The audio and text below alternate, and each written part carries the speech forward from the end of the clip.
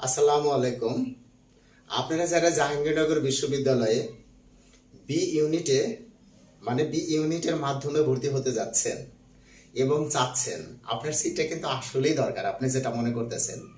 তো সেই ক্ষেত্রে যদি আমরা আমাদের কাঙ্ক্ষিত সফলতা নিয়ে আসতে চাই, তাহলে আমাদের কিন্তু অবশ্যই কাজ করতে হবে।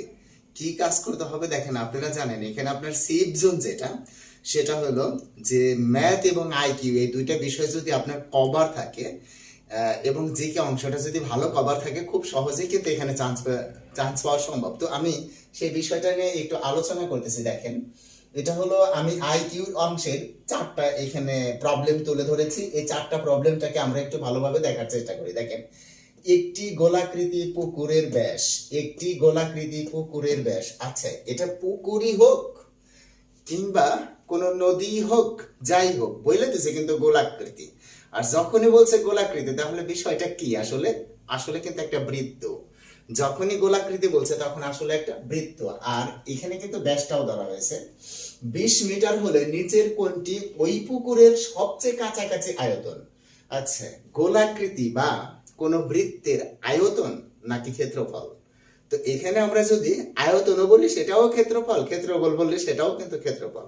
সো আমরা জানি কিন্তু ক্ষেত্রফলের যে আমাদের সূত্রটা, একটু সবাই খেয়াল করেন, ক্ষেত্রফলের সূত্রটা কি? বৃত্তের ক্ষেত্রফল আমরা জানি কিন্তু pi r square. Very nice. ব্যাসটা হলো 20 মিটার, তাহলে ব্যাসার্ধ কত? অবশ্যই অর্ধেক। তার মানে সেটা হবে কত? ব্যাসার্ধ। এই আরটা কিন্তু ব্যাসার্ধ, তার মানে 10 স্কয়ার। বিষয়টা কিন্তু এই। আর আমরা সবাই জানি পাই এর মান কত? 3.1416 ডট ডট। এখন এখানে যদি আমরা লিখি 100, তো আপনি দেখেন 100 দিয়ে যদি 3.14 কে গুণ করেন, তাহলে এখানে সর্বনিম্ন কিন্তু 314 আসবেই। এখানে বলছে কাছাকাছি আয়তন কোনটি? আপনি বুঝতেই পারতেছেন কাছাকাছি আয়তন কোনটি? 315। কঠিন লাগলো? একেবারে সহজ কিন্তু, বাট আপনাকে এটা খুব সহজে বুঝতে হবে এবং অল্প সময়ের মধ্যে আনসার করার ধারাবাহিক মানসিকতা কিন্তু আপনাকে থাকতে হবে। আচ্ছা, আমরা পরেরটা দেখি, আমাদের কাছে কেমন মনে হয়, খেয়াল করি। x সমান সমান 4y/3, y সমান সমান 5z/4 হলে x ও z এর অনুপাত কত? আচ্ছা দেখেন, এখানে কিন্তু x ও z এর অনুপাতটা চেয়েছে। তো x এবং z এর অনুপাতটা যেহেতু চেয়েছে, তাহলে আপনি এখানে খুব মনোযোগ সহকারে খেয়াল করেন। ব্যাপারটা হলো যে y কিন্তু এখানে নাই, x এবং z এর অনুপাত চাইছে, সুতরাং আমরা y টা রাখবো না। দেখেন এখানে যে জিনিসটা আছে, x সমান সমান দেখা যায় তো অবশ্যই, নাকি? আপনারা অবশ্যই খেয়াল করতেছেন x সমান সমান কি আছে আমার এখানে? 4y/3। আপনি কি লক্ষ্য করছেন y সমান সমান 5z/4? আচ্ছা, আপনি y এর বদলে যদি এখানে এইভাবে লেখেন 5z/4, দেখেন আপনার এই 4 কিন্তু থাকে না, থাকে। এবং এই যে এই জেডটা, উপরের জেডটা আপনি চাইলেই কিন্তু এটার নিচে নিয়ে আসতে পারেন। তাহলে দেখেন তো কি হইলো, x is to z সমান সমান কি আসে? 5:3। আমার মনে হয় এই অঙ্কগুলো দেখা মাত্রই কিন্তু আপনার পারার কথা। যখনই এখানে y এর মানটা বসানো হবে, তখন 4টা কাটা যাবে, 5 উপরে থাকবে, আর জেডটা এটার নিচে নিয়ে আসলে দেখেন x is to z এর অনুপাত কত হবে? অবশ্যই 5:3। আশা করি আপনারা বুঝতে পেরেছেন। বুঝছেন ব্যাপারটা? না কঠিন লাগলো? কোনো ব্যাপার না কিন্তু, তবে এগুলো আমাদের খুব সুন্দরভাবে করার চেষ্টা করতে হবে, অর্থাৎ মাথাটা খুবই ঠান্ডা রাখতে হবে। দেখেন, একটি পানির ট্যাঙ্ক, একটি পানির ট্যাঙ্ক 192 ঘনফুট, বা একটি পানির ট্যাঙ্কের আয়তন, এখানে আয়তনটা হয়তো আমি লিখিনি, একটি পানির ট্যাঙ্কের আয়তন 192 ঘনফুট। এই যে ঘনফুট যখন বর্গফুট আসে সেটা কিন্তু ক্ষেত্রফল, আর যখন ঘনফুট আসে সেটা কি? অবশ্যই আয়তন। তার মানে আপনি লক্ষ্য করতেছেন এই যে 192, এটা কিন্তু আয়তন, রাইট? আচ্ছা, আয়তন মানে কি? দৈর্ঘ্য গুণন প্রস্থ গুণন উচ্চতা। আচ্ছা, এইখানে দেখেন বলা আছে যার দৈর্ঘ্য প্রস্থ উচ্চতা, দৈর্ঘ্য প্রস্থ উচ্চতা 4:3:2। তো এই যে এইভাবে যে অনুপাত যখনই লেখে, তখন কিন্তু আমরা অঙ্কটাকে বড় করার জন্য বা ক্যালকুলেশনটাকে ঠিক করার জন্য আমরা এই অনুপাতগুলোকে এইভাবে ধরে নেই, 4x 3x 2x।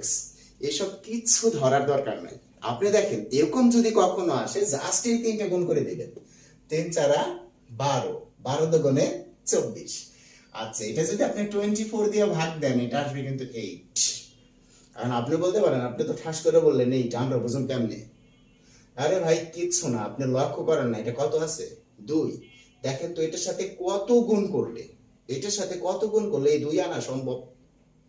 দেখেন আপনি 8, যদি আপনি এটার সাথে 3 গুণ করেন তাহলে কত আসে? 12। তো 3 গুণে কি 192 হবে? 72 হয় কিন্তু, তাই না? 3 24-এ 72।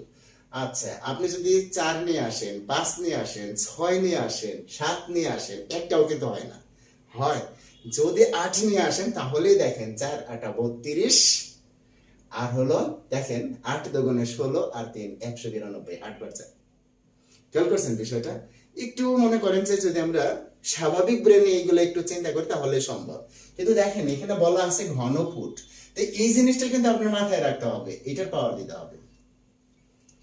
8 মানে কত? 2 পাওয়ার 3। তাহলে আপনি ফাইনালি যে জিনিসটা পাইলেন ইজ এই 2।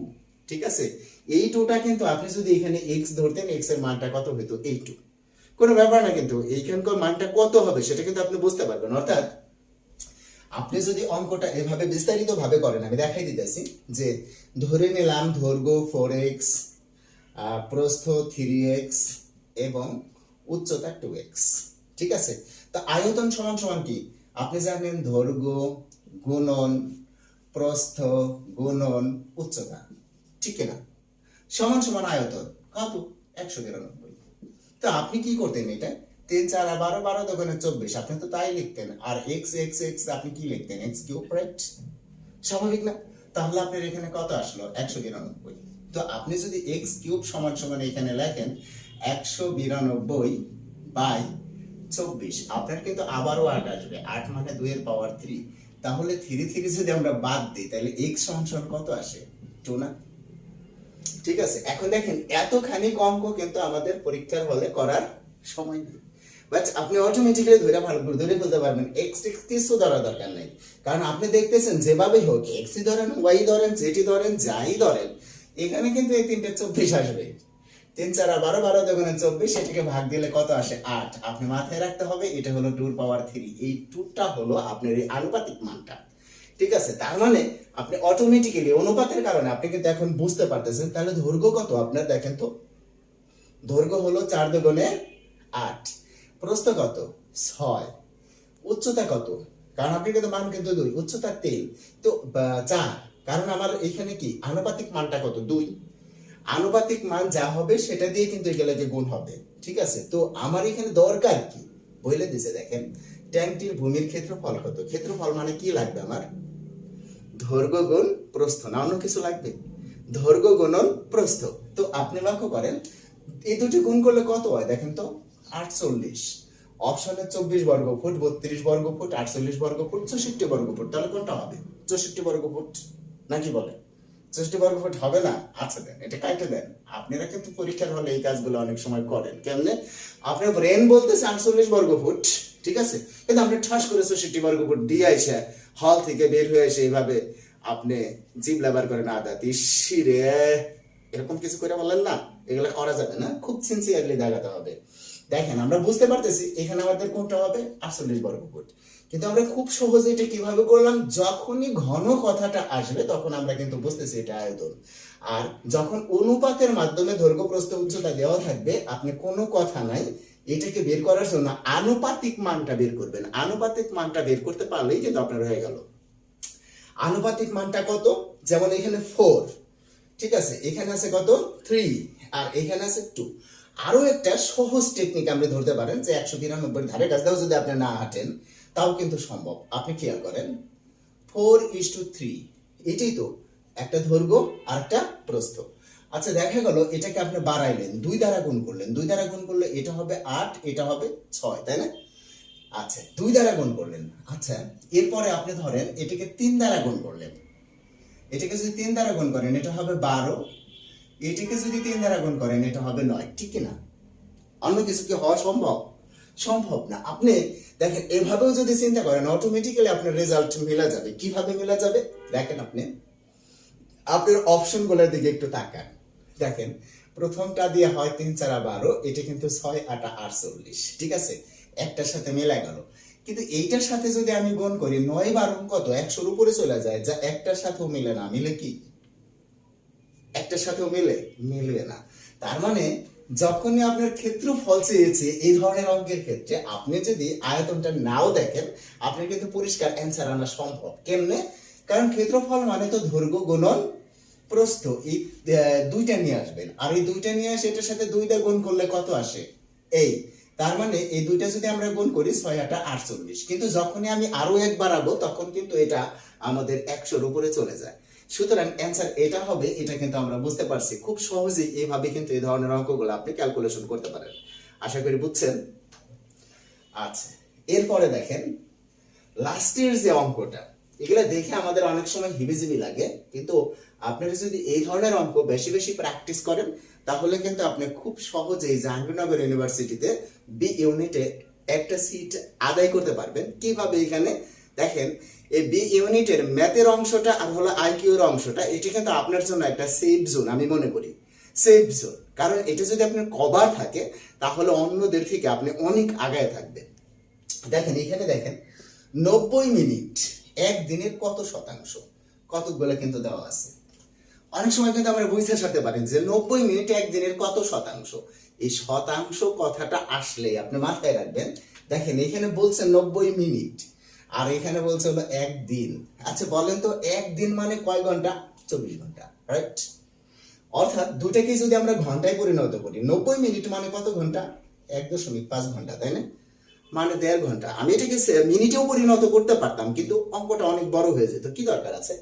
দেখেন আপনি খেয়াল করেন, এই 24 ঘন্টা মানে কিন্তু 100%, অলরাইট? কারণ এখানে বলতেছে 90 মিনিট একদিনের কত শতাংশ। তার মানে একদিন মানে 24 ঘন্টা, 24 ঘন্টা মানে কত শতাংশ? 100%। আচ্ছা এখন আসেন, 1 ঘন্টা মানে কত শতাংশ?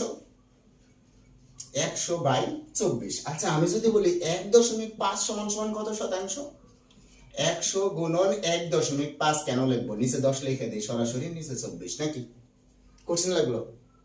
আচ্ছা এখন যদি আপনি এটা ক্যালকুলেশন করেন খুব সহজেই কিন্তু করতে পারবেন। দেখেন আপনি যদি এটার সাথে এটা করেন, দেখেন এটা 25 আর এটা 6, 4 করছি, ঠিক না? আচ্ছা এখন যদি এইটার সাথে এটা করেন তাহলে এটা 2, নাকি? আচ্ছা এটা কত? 3। এটার সাথে এটা করলে এটা 2, তাহলে নিচে থাকে কত? 4 না? দেখেন তো, আর উপরে কত? 25। দেখেন তো কোনটার সাথে মিলবে? এটা ভাগ করলে 8 হবে, 4 6 24, 9 হবে? হবে না। 2.5 হবে? তাহলে আপনার অ্যান্সার কোনটা হবে? স্বাভাবিক এটা। এখন আপনি ভাগ করেন বা না করেন এমনি কিন্তু বোঝা যাইতেছে। তারপরে যদি আপনি ভাগ করেন, এত ক্যালকুলেশন করতে যায় কিন্তু আপনার সময় থাকবে না। দেখেন 4 6 24, পয়েন্ট দিলাম 0। তো এখানে কত আসতেছে? 2 দুগুণে 4 দুগুণে 8, তারপরে আপনার কত আসতেছে? 2 0, তাহলে কত আসতেছে? 4 5 20। এভাবে কিন্তু আপনি রিটে চলে আসতেছে। কিন্তু এই ক্যালকুলেশন কারা করতেছে গো ভাই? আপনি একটু অপশনের দিকে অবশ্যই নজর দেবেন। অপশনটা কিন্তু এইভাবেই করে। সো এটা যদি আপনার কাছে হিবিজিবি লাগে, খুব সহজেই আপনি চিন্তা করতে পারেন যে 24 মানে কিন্তু 100%, ঠিক আছে?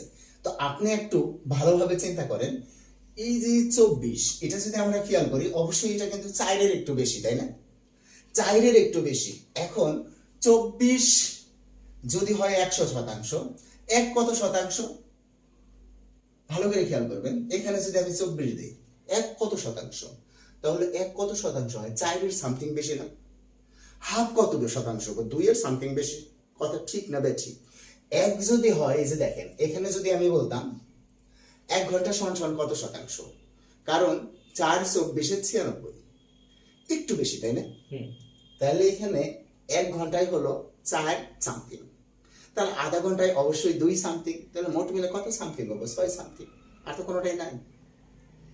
এইভাবে যদি আপনি একটু সুন্দরভাবে ক্যালকুলেশন গুলো চিন্তা করেন তাহলে আইকিউ, গণিত, এই সাইডগুলো খুব সুন্দরভাবে আপনি করতে পারবেন। আপনি কি জাহাঙ্গীরনগর ইউনিভার্সিটিতে বি ইউনিটে একটা সিট চান? তাহলে আপনি এই বিষয়গুলো আমার ভিডিও না দেখে কিংবা আমাকে আপনি ফলো না করেন, আপনি নিজেকেই ফলো করেন, এই সোর্সগুলো খুঁজে বের করেন। যদিও আমরা খুঁজে বের করে দিচ্ছি, আপনি খুঁজে বের করেন, খুঁজে বের করে চর্চা করেন, এমনভাবে চর্চা করেন যাতে অল্প সময়ের মধ্যে এইগুলোকে আপনি আনসার করতে পারেন। তাহলে আপনি কিন্তু অবশ্যই ভালো করবেন। আপনার সুস্বাস্থ্য, মঙ্গল এবং জাহাঙ্গীরনগর বিশ্ববিদ্যালয়ে বি ইউনিটে একটা সিট পান, এই প্রত্যাশা রেখে আজ এ পর্যন্ত। সবাই ভালো থাকবেন, সুস্থ থাকবেন। আল্লাহ হাফেজ।